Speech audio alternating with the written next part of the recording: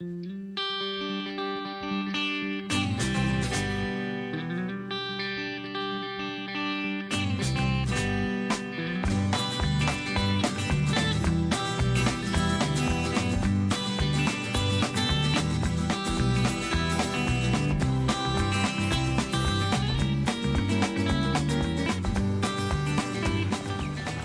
lot of the world is focused on churning out food faster, but one Hawke's Bay couple is bucking the trend. They grow their animals slowly and naturally on organic pasture and say that pays off at the dinner table. The way food's grown definitely affects the quality of it and the taste of it. And they're also taking charge of processing their meat, delivering cuts that customers can't get enough of. A lot of people thank us for doing the job, which is, I always find quite unusual.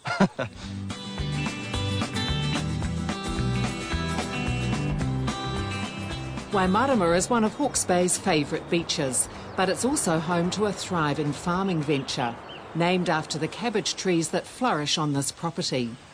But establishing the Tikoka brand was far from their minds when Sophie Sears and Andy Tate Jamison moved to the country. Sophie had given up early childhood teaching to start a family, and Andy was working as a builder. Sophie grew up in the city, but liked the idea of a quieter, slower pace of life. You want to pull out some more hair of them? For Sophie, being able to have horses was another plus for country living. The couple was health conscious and interested in organics, but there was no plan to go farming. We started by moving to Waimarama Beach because there was a section for sale there and we'd been offered a cottage to move on to it.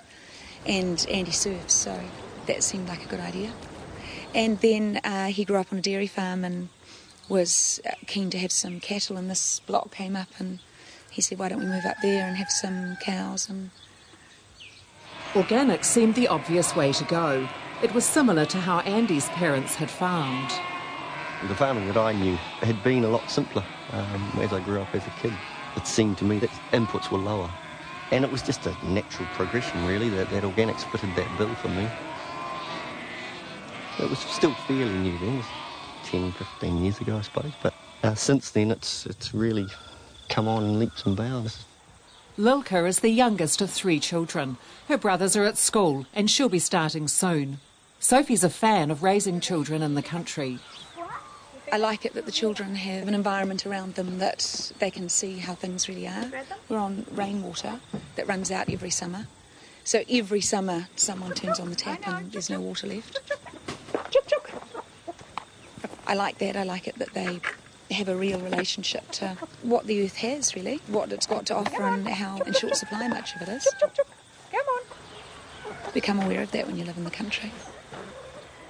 It's not really easy living in the country. There's a lot to do, and the children all have a lot of jobs and work. So it's not romantic, really. Most of the time it's sort of 7 days a week. But I think I quite like that too. You know, there is a lot of work in life. There's a lot of work goes into producing food.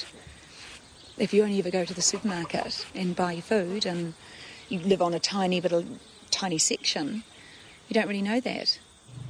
Having the right animals has helped Andy make a go of organic farming.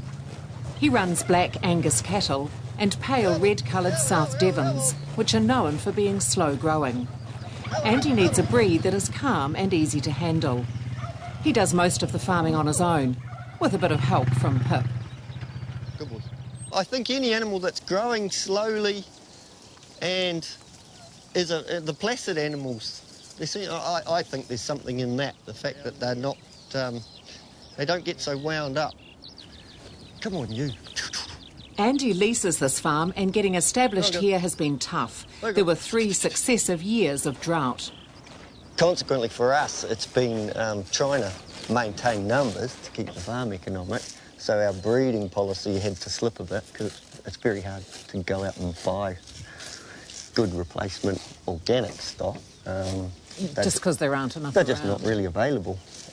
Plus the price of stock after a drought traditionally skyrockets, so you're faced with that as well. So we've had to pretty much keep everything, try and build up our numbers.